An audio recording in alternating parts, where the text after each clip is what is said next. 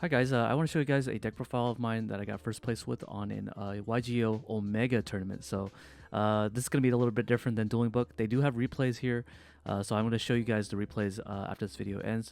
But I'm going to go into the deck profile real quick. The tournament that hosted this event was called a Hasher Brown tournament. This guy is a guy on Twitch that is a VTuber. So if you guys want to follow him on Twitch, go right on ahead. He did give prizing for this tournament, and it was a BO1 tournament. So not a lot of BO1 tournaments out there, so I decided to play the best BO1 decks, which are frog decks. The reason why I decided to take the frog deck is because, of course, in order to beat the dupe block, you have to have main deck outs to it. And of course, since you can't side deck, well, that means that I have more chance of getting away with the dupe frog. So anyways, the deck list differs from the traditional Diva frog list that Raudnik typically uses. He doesn't use poison draw frog, whereas in this deck it does. I want to kind of want to abuse the fact that Substitute can use Soul Exchange to basically bring out the poison draw frog. So the combo here is if you are able to establish the soft dupe block with the Substitute on the next standby phase, you can bring out the Treeborn frog. Then you can use the Soul Exchange here to basically tribute your opponent's monster to go into a poison draw frog. And then from there, you're going to use the Substitute to tribute off the Treeborn frog that you got out of the graveyard to bring out the Swap Frog. And then the Swap Frog doesn't necessarily have to send a water monster from the field or from the deck to the graveyard, but instead you can send a frog or a level 2 or lower water aqua monster, which is a frog, from the field to the graveyard. So that triggers the draw ability without even wasting your normal summon. So from there, you're going to be able to have a Swap Frog that you can tribute summon for a Caius, if you do have it, or you can just normal summon a Diva and then go into a Spine Gilman play where you can amplify all the stats of your frogs, or you can go into a level 5 Synchro, level 5 being the Catastor, Gishiden, I don't know how to say the name of it, and then we also have the Android 2. So these 5 level 5 monsters here are able to pretty much be normal summon with Diva. I really like the Diva engine because it is kind of consistent, right? Because what it does is that Diva is a water monster. It brings out a water monster, and you can synchro summon into a water monster. But the idea is that if you have 2 water monsters below the stat of 1500 attack, you can use the salvage ability much more easier on the same turn, or you can wait until you use Swap Frog to dump one of your Substitute to the graveyard, and then you can actually retrieve Substitute from the graveyard to your hand using the salvage. So salvage in this deck is really, really good because in the event that you don't open up with your Substitute, well, that you have another way to access it, which is really nice.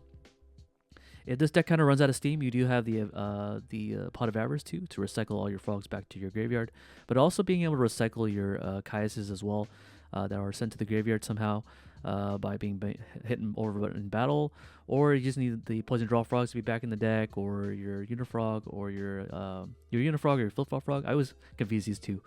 But with the Flip-Flop Frog, I really like this card because you can control the board a lot easier, like set Ryko, set Hamster. In the event that you don't open up one of your Monarchs, you can just send the Ryko back to where it came from, so it can never resolve its ability to mill 3 cards in the whenever it's flipped, basically. So I really like Flip-Flop Frog for that reason, and this basically deals with the Ryko. And then the Unifrog here is really good against cards that pretty much shut down this deck, such as Royal Oppression. And since Royal Oppression is one of those cards that you have to kind of side deck against, such as Dust Tornado being one of them, you're going to need cards that can deal with Royal Oppression really easily. That's why I opted to play the Mobius as well as the Unifrog if I do decide to normal summon the Unifrog with the dupe block out there. But that's pretty much it. There's not much else to say. The Moray Gree was really good because in some hands where I did draw a lot of frogs I didn't want, such as the dupe frog, I can put it back in the deck and draw 3 new cards. That basically gives me a whole new hand, which changes the flow of the game very frequently. And then the trap lineup, I did play the Raigeki Break as well as the T-Roar to be able to control the board really easily. T-Roar was just there because there was a lot of OTK decks and a lot of aggressive decks such as Black Wings. So if I flip T-Roar, they can't kill me and then pierce me to death. So that's why I decided to main deck the T-Roars in this deck list. 1 Heavy Storm, 1 MST, and 1 Brain. And then the one for one, which is really good in this deck because you can bring out Substitute from your deck. So yeah, that's really good. But for the most part, the deck was pretty much really good for BO1, so which is why I decided to play this particular build. The more famous version of Frogs is now Hero Frogs. It is more highly represented in tournaments online nowadays. And so I decided to play this particular build because it doesn't get destroyed by Royal Oppression in the main deck. So I can just go for the 1-for-1 plays that this deck can do, which is using the Caiuses and the Mobius a lot more better in this build, because you can set up your Substitute first before they can bring out their Royal Oppression against you and then kill you. Extra deck, the only thing I have to explain here is the Dark End, I think, because he can be used for Caius. And I also use the Herbellum as well to hand control my opponent, as well as the Gishiden, which is a level 5 monster you can go into with the Gilman and Diva.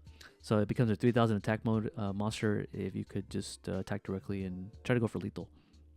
And then we have the Mistworm here, which allows you to bounce 3 cards, which is really easy to do with the Treeborn, Caius, and the Deep Sea Diva. So yeah, that's pretty much the extra deck here. I'm going to go over some replays after this, so if you guys are interested in watching the replay, I'm going to do on a separate video. Alright, peace out. Thank you for watching.